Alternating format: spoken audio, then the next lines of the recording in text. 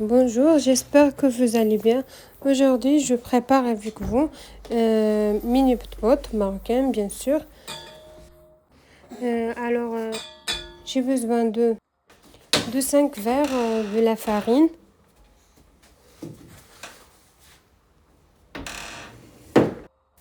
et 3 verres de semoule fin.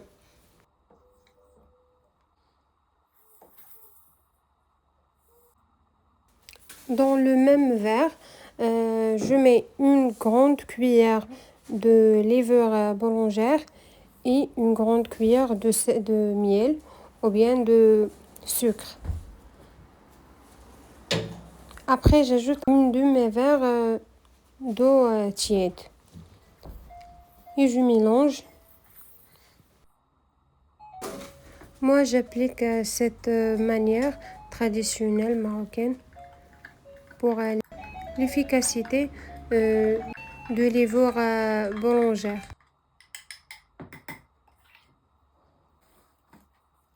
Je laisserai la levure de boulangerie reposer jusqu'à ce qu'elle s'active bien. Après, dans la farine et le semoule, j'ajoute une cuillère de sel et 2 grandes cuillères d'huile d'olive.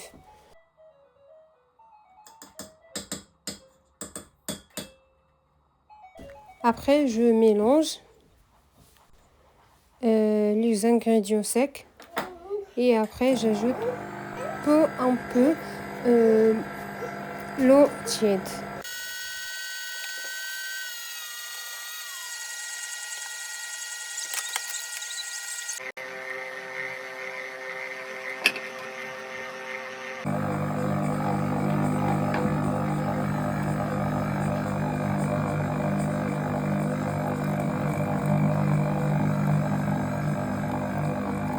Et après, quand le levure boulangère fait des étincelles et sa taille double,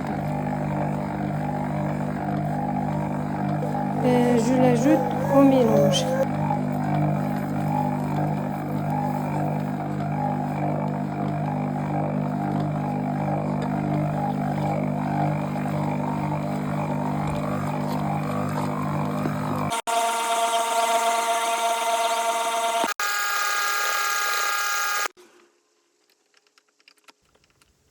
Et ben voilà, la pâte est prête.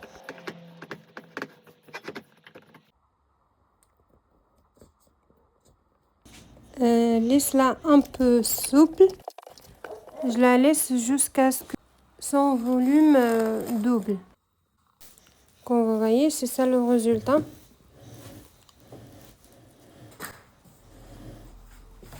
Et je commence de faire de petites bols.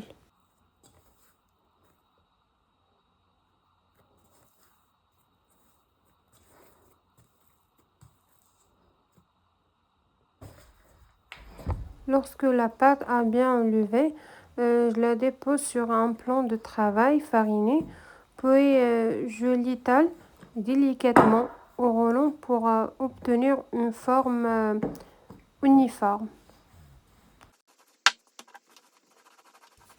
Ensuite, je coupe la pâte en cercle selon le goût.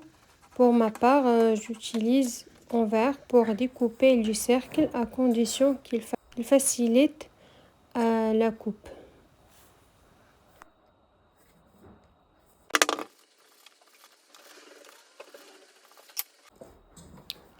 Je fais la même chose jusqu'à la fin de la pâte.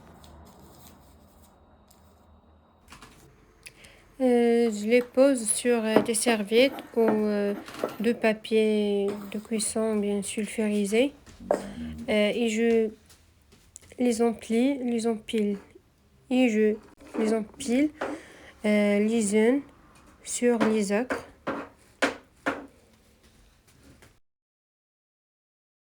Je la recouvre et je la laisse reposer encore un peu. Et je laisse les mini pots reposer presque 25 minutes comme ça.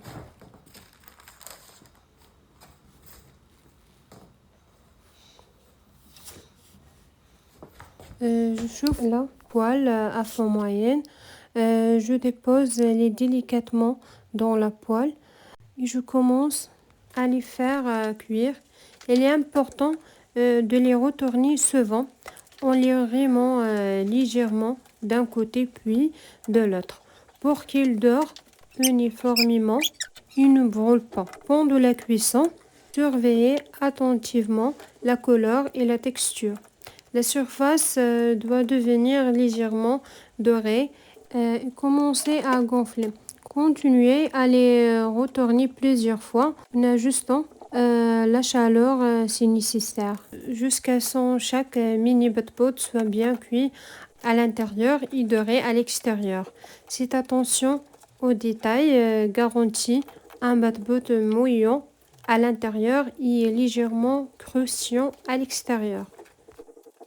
Le résumé, le conseil les plus importants pour cette étape de cuisson, ne jamais rater de surveiller et de retourner les bat-pots pour un résultat parfait. J'espère que ces astuces seront utiles et je resterai ainsi jusqu'à la dernière mini bat-pot.